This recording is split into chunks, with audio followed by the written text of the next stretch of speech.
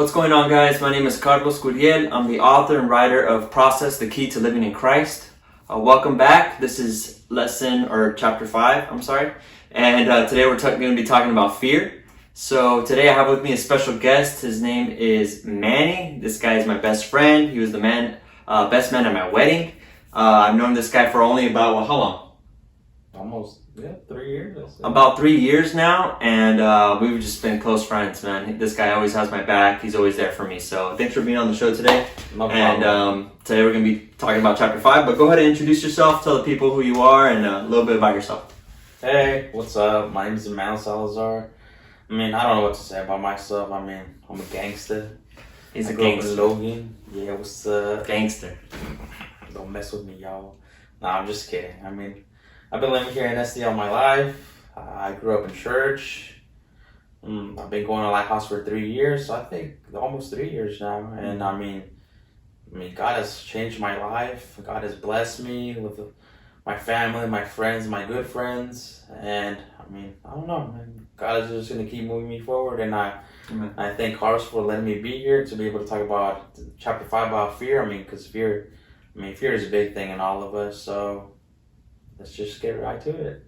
Yeah, definitely, man. Thanks for being here again. And fear is something we always know what we're afraid of, but sometimes we don't know why we're afraid of it. Sometimes we don't understand why. When did it all start? When did that fear of whatever you may be fearing, when did that actually start? What's the root of it? And I kind of wanted to talk about that in my book. But overall, let's go, like you said, let's go ahead and get right into it. Thanks for joining me today. Chapter 5, it's just fear. So overall, what did you think about the chapter? Give me your thoughts after reading chapter 5. I don't know how to start, but you know what? Fear is common. Fear, personally, I can say, I don't know how fear starts, honestly. Because one moment you could be like, hey, it's all good, but then in an instant, everything changes. It's like you say, it's like a root in the ground. It's like a weed. Sometimes we don't know where. I don't know where it starts, but I don't know what I'm saying. But I get tongue tied. But sometimes you just gotta find where it starts from, because fear can just lead to a bigger fear, and it's like a hole you dig. It just keeps getting deeper and deeper. But sometimes you just gotta find where it starts. What can I change from here on out? Definitely, yeah. If we're not able to, get that root out, then we're still going to be dealing with fear or the consequences of that fear. Mm-hmm. So you may have a fear of, let's say, I don't know, it could be anything. And because you have that fear, that causes you to have other fears as well. So in my book, I kind of talk about how fear likes to isolate you. Fear likes to make you feel like you're the only one going through whatever you're going through. One of the main tactics of the enemy, and by the enemy I mean the devil, is to isolate you, to make you feel like you are the only one going through what you're going through. You're the only one that's ever gone through what you're gone through. And to me, that works very well, because if the enemy can isolate you, then the enemy can make you feel like there's no hope. Once you lose hope, once you lose faith, that fear just grows and you feel like you can't do anything, right? But I think that's why I like the Bible so much, because it shows so many experiences that people have gone through. Joseph, Job. There's so many people in the Bible that have gone through so many things, and I feel like if we're not connected to that, then we lose sight of that we're not we are in whatever we're in. We're dealing with these fears; they're real, but we're not the only one that's gone through it. So how have you? Reading my book, talking about that the isolation thing. How have you ever felt isolated by fear? And how did you overcome that? Or if it's something you're still struggling with, how do you think you can overcome that? I know it's a common thing, fear, but like how you said, isolate. Once fear hits in, it's like for me personally, it was about, am I good enough? That question always come if I go to my job, am I gonna be good enough to do the tasks that are given for me? Yeah, if let's say if I had good friends, am I good enough to be almost at their level? So I'm always I always question myself, am I good enough? Am I good enough? Am I good enough? And that for me, the more that I question myself, the more I started to be, you know what, maybe people are better off without me. Mm-hmm. That's why I should isolate myself from everybody else. And you know what, I'm just gonna be comfortable where I am in this fear and this isolation. But honestly, for me, it just got even harder and harder because I just lived a life like in depression. I just kept telling myself, man, I'm never gonna be good enough for anything. So why do I even bother? But honestly, it took time. It took time for me to get out of that isolation. And even though I was in church, I grew up in church, I was in church, I just felt like I didn't belong there. Because, I mean, the friends that I had back in that church, I mean, they were good, but they were never really like somebody who's going to lift you up. Because all they ever focused about, hey, let's hang out, let's do this, let's do that. Mm-hmm. So if I were to talk something personal about them, like, boom, it was just spread out. So I never felt comfortable. You could never really trust anybody. Yeah, I couldn't trust nobody. Oh, okay. And I mean, that isolation, it went on for years and years. But like I said, I mean, I'm thankful that I found Lighthouse. Mm-hmm. I'm thankful that I found pastors that were good, friends that are actually even better. And I mean, it took time, but I mean, like little by little, like that mm-hmm. isolation started to wander out, started to like diminish, mm-hmm. and I started to see like a whole new me, you know. Mm-hmm. Definitely, that's awesome. That is awesome. So I want to kind of get into that because you just mentioned that you said that you felt like you couldn't trust no one at your old church, and I feel like a lot of people kind of feel that way too, where if they say anything, they feel like it's going to get blurted out, or they can't really trust anyone because they just have trust issues or because of what's happened to them in the past. So my question for you is, that fear of not being able to trust anyone, you had that because you felt like you weren't comfortable enough. How did you, I mean, I know you went to a new church, you found Lighthouse, which is great, and you made new friends, but in that process of dealing with your old church, how did you know when you needed to leave that church?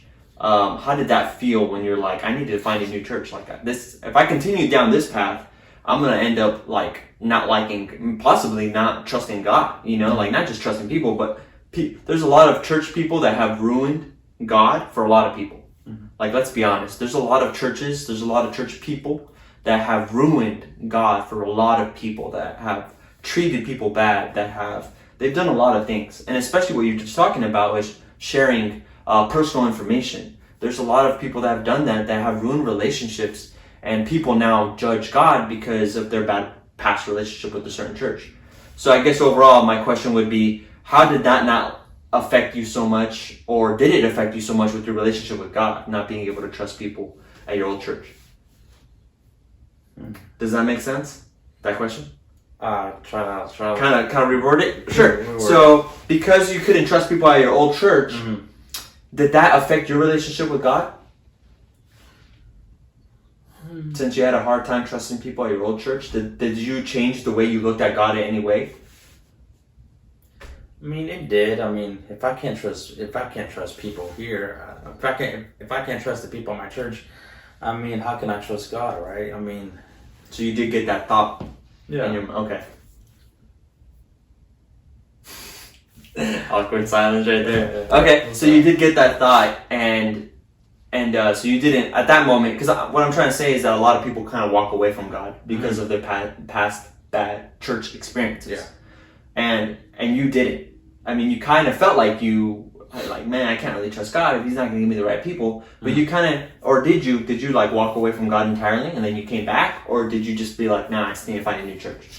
That's the thing. Like, honestly, I did walk away from God because, like, I would go to church. Mm-hmm. Like, my body was in church, right. But my heart and my mind weren't. Oh, my heart, my mind and my heart were like in the world. Mm-hmm. So honestly, like, I never felt comfortable in church. I'm like, what am I gonna do here?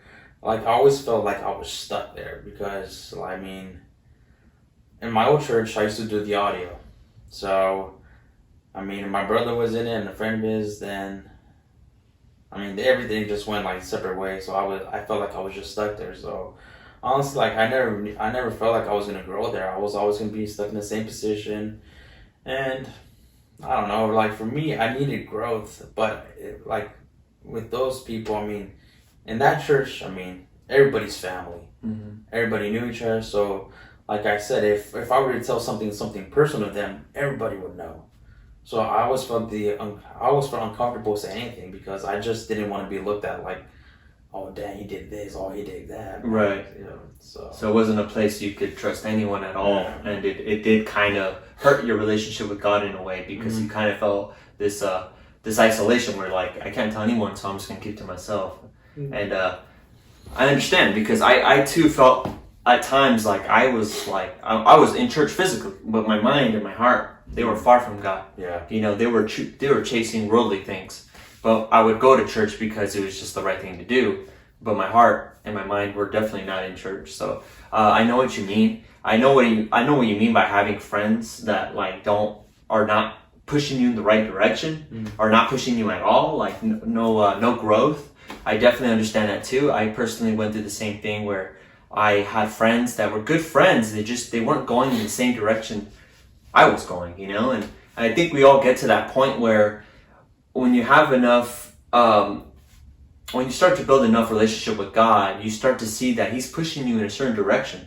And there's a lot of people that don't go that same way. You know, old friends, you start to leave old friends behind, and God gives you new friends. You know, kind of like what you said. And so, and that's just one way I like to think about how God takes care of your fear in a way. This fear of not being able to trust people. I mean, do you now feel way more confident in trusting people than you did back then because of the people that God put in your life? Oh yeah, totally. I mean, there's a total difference because like with the people that I have, like the friends, the family that I have now in the church, I mean, I feel so comfortable because they are able to share their experiences, they're able to share their testimonies, and they're not being judged. So if I'm going to say like, hey, I went through addiction, hey, I went through depression, I went through this, I went through that, they're gonna be like, oh dang, like, but what happened? They motivate me to be better. They motivate me to be like, hey, like, you can tell your story. You can tell your story to many people, and you know you can have an impact in their lives. So honestly, like with the friends that I have now, I mean, there's a total difference in me. Definitely, I can honestly tell you that when I met Manny, he was super shy. I mean, he still is kind of shy, but you just got to get to know him. It takes time. It takes time. He's a super introvert, but once I got to know him, we started talking about movies. We both love movies. We started talking about anything, music, whatever it might be. And I started to feel like I could trust him because I got to know him. And his experiences brought him to Lighthouse Church. And my same experiences brought me to Lighthouse Church. So when we met, I felt like we did have this kind of like this bond where it's like, here's someone that has kind of gone through what I've gone through where I couldn't trust people before, but now I can. And God will always put people in your life. When you try to find the right path, God will put people in your life that will help you grow. And I truly believe that because it's happened to me, it's happened to you. You're just talking about it right now.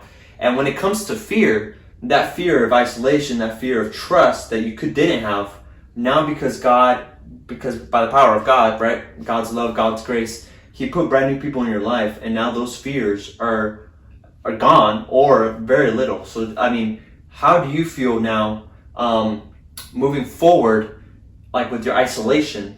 Because we kind of already talked about the fear, the lack of trust, the fear of that. Now let's go into the isolation part. How do you feel now with that fear of like, I need to just stick to myself, that isolation thing?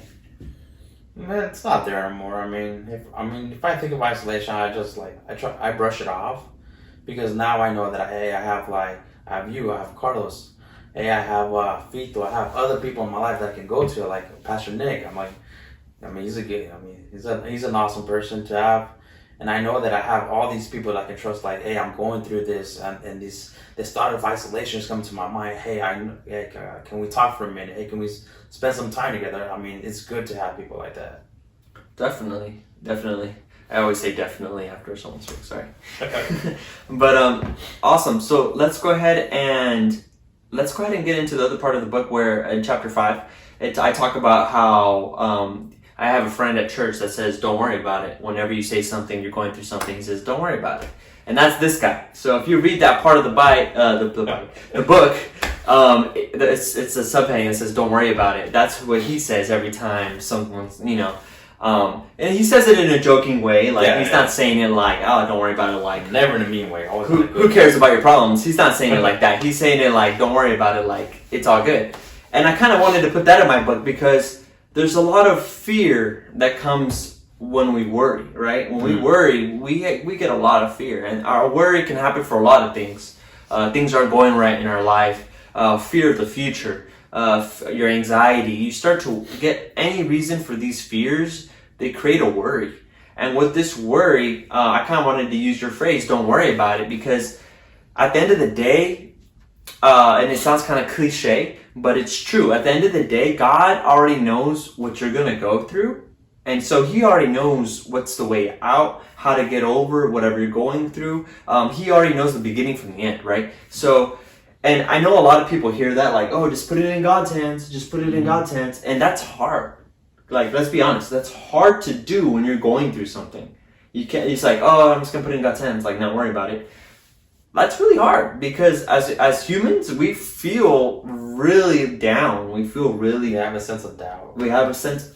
Go ahead and talk about that. What do you mean by sense of doubt? Yeah, I mean, like, if someone told you, somebody tell you, hey, man, just leave it in God's hands, you're going to be like, can I, though? You question it.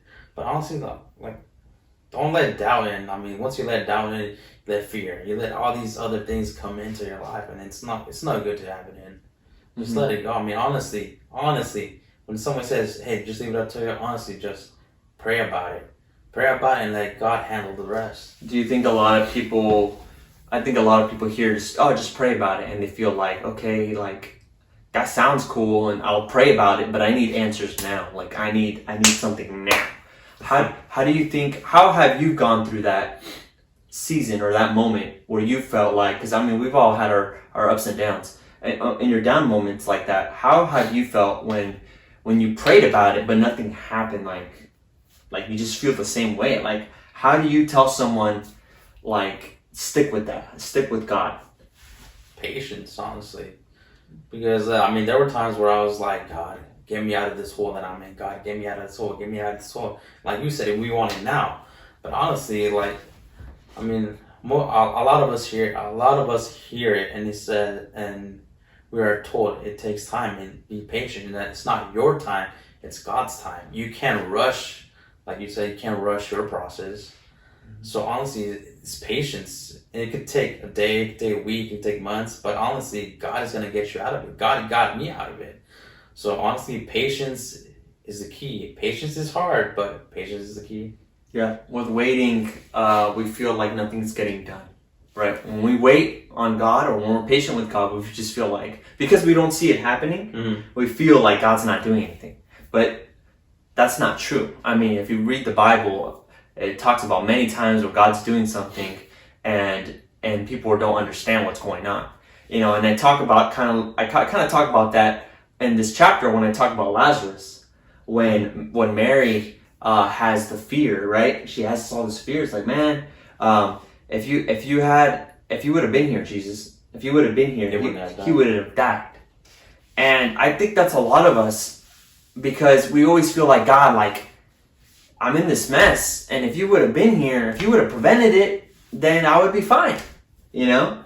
It can be used on so many levels. That part of the Bible is so powerful because it just shows us, man, if God, if you would have fixed this, if you would have gave me that job, if you would have helped me when I had this, if you would have, you know, if anything, if you would have, if we start a statement with if God, if this, if that, we're starting to rationalize how we feel, right? And we stick with our feelings. And when our feelings get in the way, we don't see clearly to who God is sometimes. Mm-hmm. You know what I mean? And that's what happened in this part with Lazarus. She gets, man, Jesus, if he would have been here, he wouldn't have died. But what does Jesus do, right? He brings him back to life. And I think that's such an amazing part of the Bible, because Jesus bringing back someone from the dead, right? Like bringing someone back to life. I mean, that if he can do that, imagine what he could do in your life, right? With your fears, with your worries, your anxiety, with your, you know, and people, like you said, people want it now, and it takes time. You know, Jesus took his time, but he kind of did, taking his time getting back to Lazarus and bringing him back, right? Mm-hmm. He brought him back to life, and it's like, dang, like that's for people that are feeling affected by, by the death of Lazarus, that feels like forever. When you're going through something, it feels like forever. Mm-hmm. And it's like, dang, right? But Jesus is like, no, this was done, right? This was done on purpose because I wanted to show all you doubters, like, pretty much saying, my translation, he's like, I wanted to show all you haters or all you doubters what I can do, right? Oh, like Pastor Nick, that's right. That's right. So it's like, it's showing, Jesus shows up when we don't understand it sometimes, but when he does show up, he changes everything. Mm-hmm. And I feel like you can honestly tell me at least a moment in your life where you've had fears or you've gone through stuff and then Jesus gets into the picture and you might not understand how, but it changes everything. And I personally have gone through stuff where I felt like there's no way out and there's nothing I can do, right? And it's like when something's out of your hands, you're just like, this is this huge hill I can't climb. Like it just feels like you're stuck, like you said, in a hole. And when Jesus gets on the scene, you don't always understand when or how he's gonna do it, but when he does do it, it's like a mind explosion. It really is. And I want to finish with this. For chapter 5, we talked about fear. We talked about don't worry about it. We talked about it isolating you. And what the other part of the book, it talks about. I had an experience with Pastor Nick when Pastor Nick tells me that fear is like a bully in school that beats you up, right? And he beats you up when you're isolated. And I think there's a lot of bullies in our life. It may not be a physical person, but there's a lot of things bullying us in life, whether we know it or not. And sometimes we just don't feel like we can stand up for ourselves. So I want to go ahead and ask you, how have you ever felt like life has just life's unfair sometimes. How do you feel like that how do you deal with that fear of like what life can bring next, and like how can you be strong or get stronger so that you don't have to deal with those bullies in your life? Does that make sense? How have you put up a fight against fear, in other words? So now that you've grown in God, and we're all still growing, right? That's what the book's about. Everyone has their own process. It takes time. Patience is a huge thing. But now that speaking to you how you were before to now, me getting to know you more, how do you fight against fear? I know we've talked about praying already, but what is the one thing you do that's helped you overcome fear? I think for me, it was always a verse that I read, which is in Romans 12:21, which says, "Do not be overcome by evil, but overcome evil with good." And for me, that's the way to conquer fear. Fear is going to come in many ways, but for me, I always try to do the good thing. If someone's having a bad day, hey, do a good thing. If I'm feeling kind of down, hey, talk to somebody. You can't always let, like we said, you can't always let the bully beat you up. So, do the good things in life. Do good things. Stick with the good. Pray. Yeah. You just said a verse, so reading your word. Mm-hmm. Those all may sound so basic, but they are so powerful. All right, guys, we're going to go ahead and finish it with this. Chapter 5, just a fun question to wrap it up. Manny, what is your favorite anime? There's so many to tell me. Okay, your top 2 animes. So, still hard, man. There's a lot of good ones. Naruto Shippuden, Attack on Titan, My Hero Academia. There's no, I can't even pick my top 2. Just pick, alright, Naruto Shippuden. You said that one first, so I'm gonna take that one. That is my favorite as well. I just got into My Hero right now. I'm a little late to the party. But, I watched One Punch Man. That was pretty good too. That's alright. I think it's okay. My Hero's better though, I think so. But that's up for debate. But go ahead and drop in the comments. What is your favorite anime? This guy loves anime, and he loves Batman. DC guy over here. So drop in your favorite DC movie too. We'd like to know. Dark Knight. Yeah, Dark Knight.